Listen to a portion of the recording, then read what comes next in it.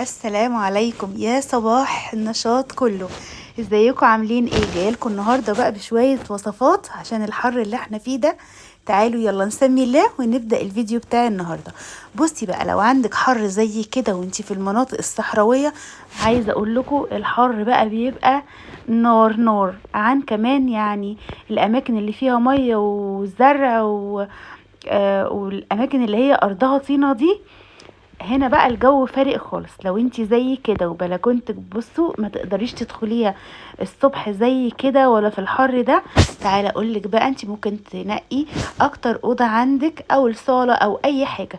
ممكن لو فتحتي الستاره بتاعتها تدخل شمس، حطي المنشر جوه الاوضه عندك وافتحي الستاير كده، والشمس هتدخل على الهدوم بتاعتك وما يبقاش في اي مشكله خالص، وهتنشفها معاكي وتطهرها وانتي مش قلقانه خالص. وكمان حافظتي على الهدوم ان هي ما تجربش منك والالوان هتبهت من درجه الحراره والشمس الحارقه اللي احنا فيها دي.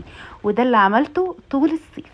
انا يعني من اول ما درجه الحراره علت كده فكرت ان انا ممكن ادخل المنشر بتاعي، وبكده افادي نفسي من ضربة شمس، وافادي هدومي من الالوان هتبهت، وافادي هدوم جوزي وولادي من الوانها يعني اطمن ان الوانها هيعدي علينا الصيف وتفضل مزهزهه كده وحلوه وزي الفل. وهنا بقى ده اللي انا عملته. بصوا الشمس داخله عليهم والدنيا تمام التمام ومتطهرين وكل حاجه، لان الازاز يعني ما بيمنعش الشمس طالما هو ازاز مش عاكس او ازاز ابيض عادي خالص. ممكن بقى لو عندك ازاز عاكس ممكن تفتحيه شوية عليهم وهو جوه ونشرتي والدنيا تمام التمام. تعالوا هنا بقى اقول لكم كمان في الحر ده ما يعني تغسلي الهدوم. انصحك ما تحطيش الهدوم بالليل عشان ما تفضلش في الغسالة وتطلعيهم الصبح من الغسالة ويبقوا فضل الغسالة مقفولة عليهم فتبقى ريحتهم مش حلوة.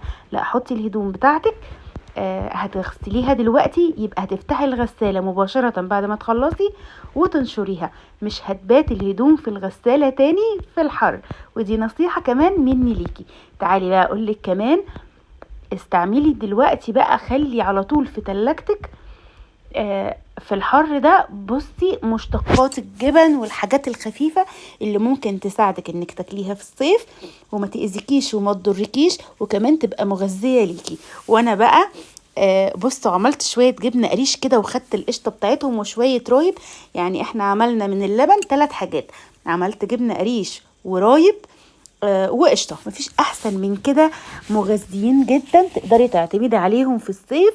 بلاش لحوم. الناس اللي سنها عدى ال30 زينا كده بيبقوا عايزين حاجه خفيفه وفي نفس الوقت مفيده لعظمهم ولسنهم وتبقى خفيفة عليهم وفي الحر ده ما تأذيهمش. احنا يعني بنلاحظ لو عملنا طبيخ ورز ولحمة وحاجات من التقيلة دي بنحس ان احنا في الحر مش قادرين، كاد يكون ضغطنا وطى مع الاكل ومع كمية الاكل ومع الحرارة. فانا بنصحك جدا انك تعملي زيي. وهنا بقى هوريكم الجبنة اللي عملناها والقشطة.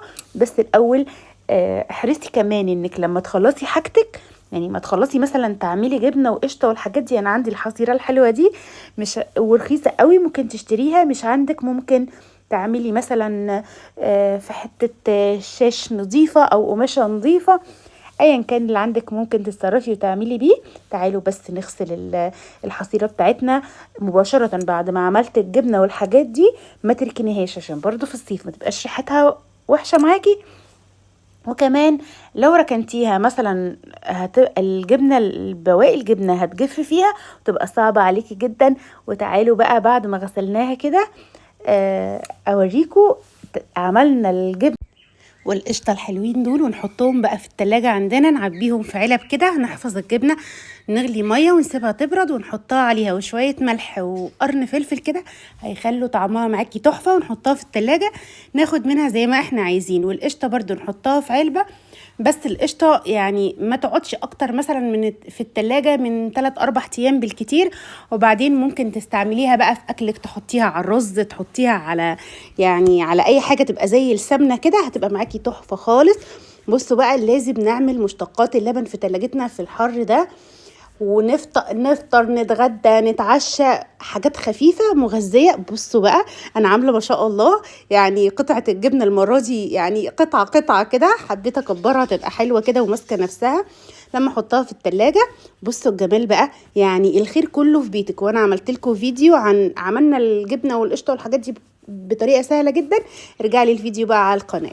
كده الفيديو يكون خلص، اشوفكم على خير، مع السلامة.